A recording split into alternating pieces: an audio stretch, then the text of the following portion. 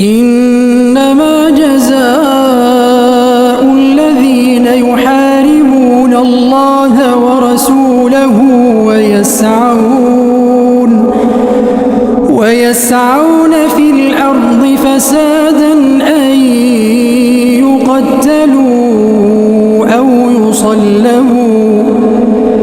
أو يصلبوا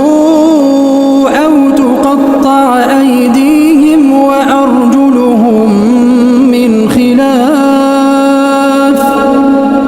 أو ينفوا من الأرض